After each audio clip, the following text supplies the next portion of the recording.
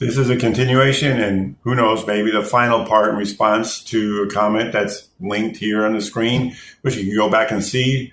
So you know the origin of this. I had 6 other ones before this. Hopefully you'll watch those too, regarding the confusion and the trained contradictions of religion, that religion requires you. And I'm using an example. It requires you to be double-minded. And I'm using an example of this person's post. I'm not picking on them because, like I say, my wife and I used to be religious. We believe some of these things. We never believed God was 3 people.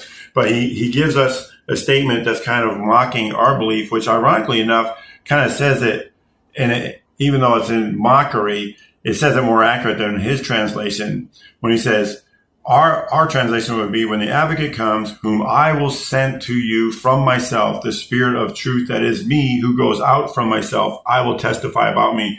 Actually, that is what happens in Isaiah 55:11 is a prophecy of this. Isaiah 55:11 says, so shall my word be that goes forth out of my mouth. It shall not return to me void, but it shall accomplish that which I please and prosper in the thing whereto I sent it. And you could change all those it's to him. He speaks of himself in the third person all the time. There's no problem with that. God does this. He spoke of himself in the third person. He spoke of his Father the same way, or the Spirit. Again, he knew that the Trinity would occur. It would happen, that men would be teaching this on authority of the church, so-called. Just like the Pharisees taught on authority. He knew these things would happen. He's smarter than them. He himself did this. Isaiah 55:11 proves it. No one comes out of God but God himself, not another person of God.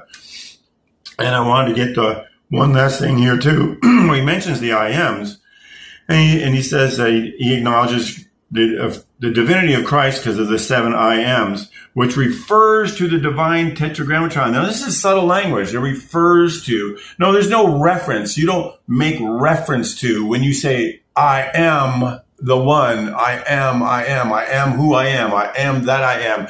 Christians know this, and it impacts them. If you have the Spirit, it does something to you. And a lot of us can't express that.